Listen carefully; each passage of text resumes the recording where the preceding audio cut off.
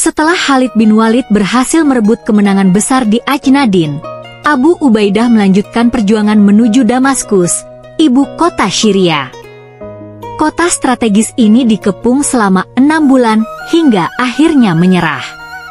Merasa terhina dengan kekalahan di Damaskus, Heraklius, Kaisar Bizantium, mengerahkan pasukan raksasa sebanyak 200.000 orang untuk melawan tentara Muslim yang hanya berjumlah 25.000 orang.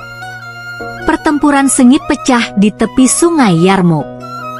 Pasukan Bizantium, yang terikat satu sama lain dengan rantai, tetap kalah meskipun jumlah mereka jauh lebih besar. Heraklius, dalam keputusasaan, melarikan diri ke Konstantinopel sembari berucap, "Selamat tinggal Syria. Aku tidak akan pernah kembali lagi."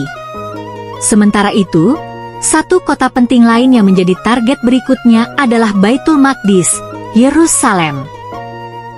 Panglima Bizantium di sana, Urtubun, memilih melarikan diri ke Mesir. Penduduk Kristen Yerusalem menyerah, tetapi dengan syarat penyerahan hanya akan diterima langsung oleh Khalifah Umar. Menanggapi permintaan ini, Umar bin Khattab datang ke Yerusalem untuk menulis surat perjanjian penyerahan kota tersebut.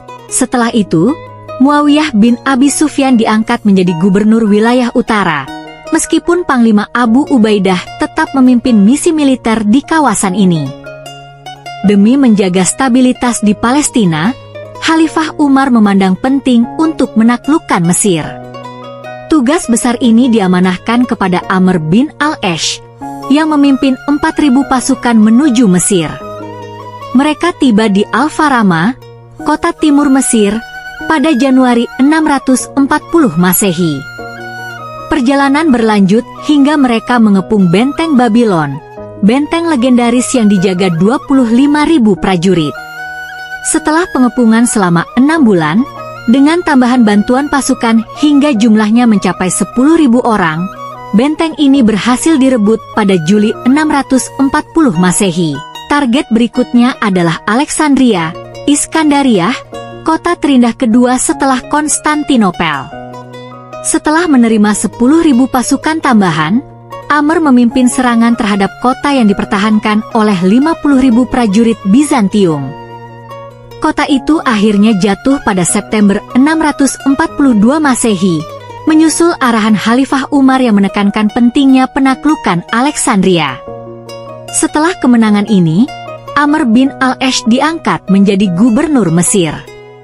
Ia mendirikan kota baru bernama Al-Fustat, yang menjadi ibu kota provinsi Mesir hingga berdirinya Kairo pada 969 Masehi.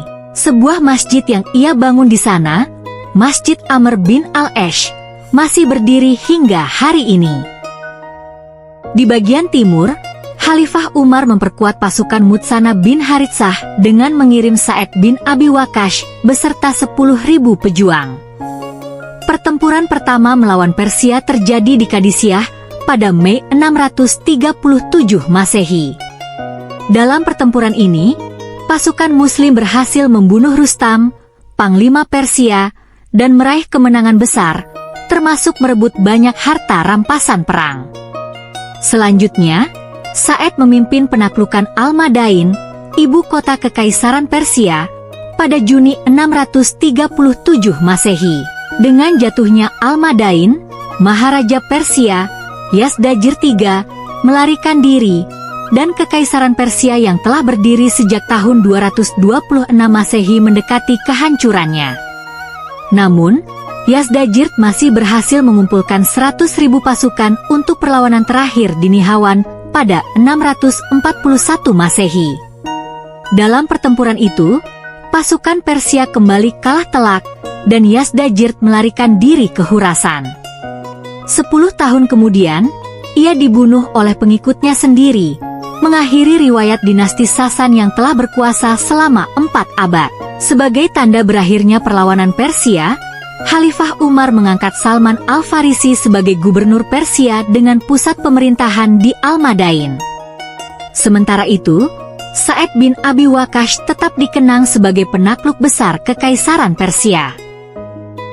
Pada masa pemerintahan Khalifah Umar bin Khattab, wilayah kekuasaan Islam berkembang pesat, mencakup Jazirah Arabia, Syria, Palestina, sebagian besar Persia, dan Mesir.